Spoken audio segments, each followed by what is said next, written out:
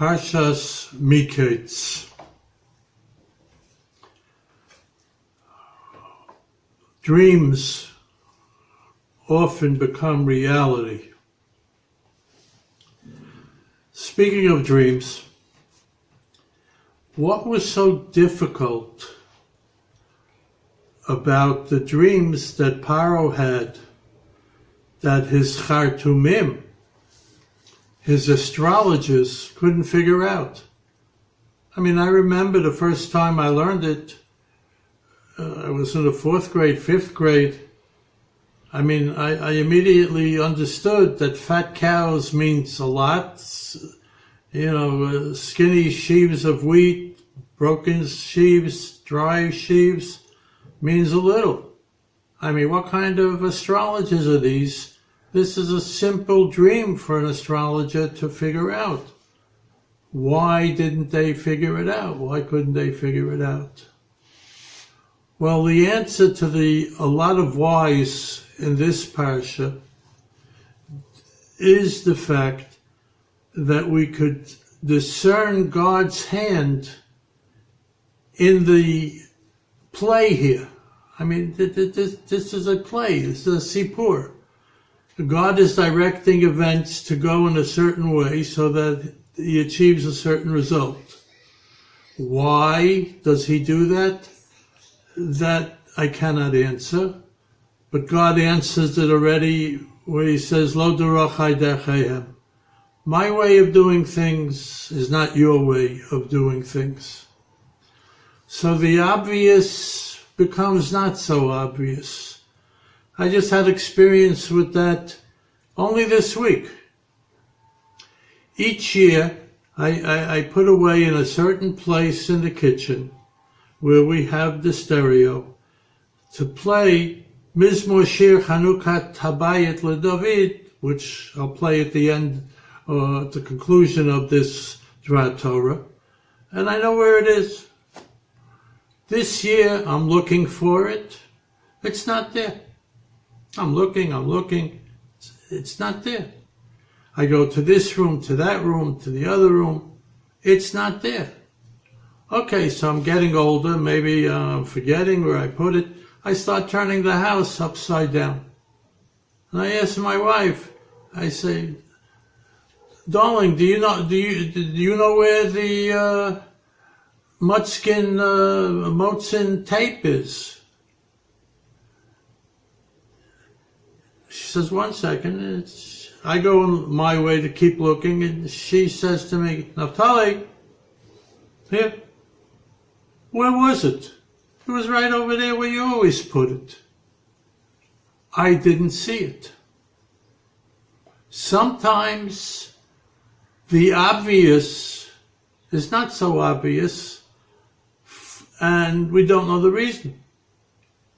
I mean, an angel came and blocked my sight, so I shouldn't see the tape. I mean, I'm not biblical, okay? But things happen. We don't always see them clearly.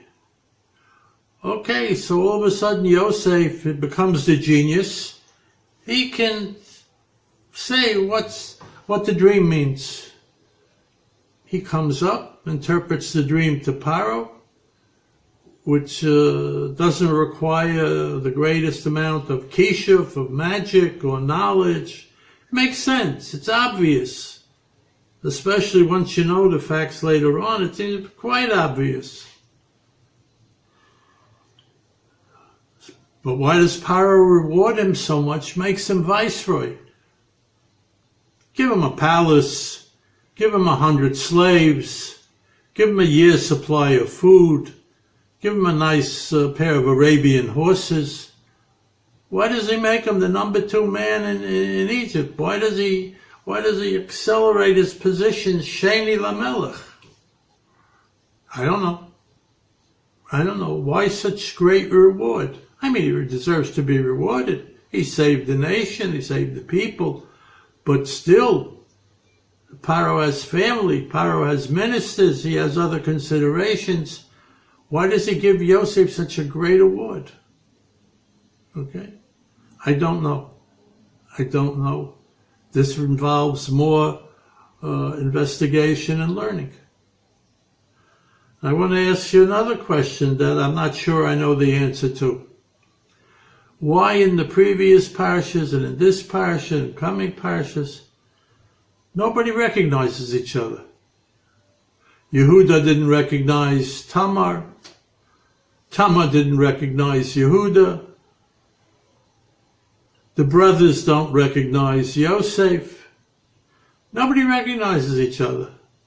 So many brothers come down, not one saw something in Yosef, in what they thought was Mishnah Lamelech, the Paro's assistant. Nobody saw any resemblance between him and Yosef.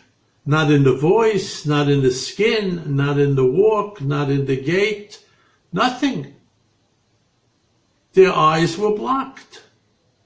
Again, the answer is, it's Lo Derochai Darchayim. God orchestrated this scenario. Why we had to go through this scenario, I don't know. Lo Derochai Darchayim. But God is the ultimate choreographer, the director, the producer. This is the way it was done. He blocked people from seeing sharply, from understanding sharply, so that this could play out the way the Torah says that it happens. Okay? In order to celebrate Hanukkah this year, and let's hope every year, I would like to play for you Mizmor Shir Chanukat Habayit LeDavid from the person I think is the best chazan currently on the planet, Chazan Yaakov Motzen, and his rendition, his most beautiful rendition of Mizmor Shir Chanukat Habayit LeDavid.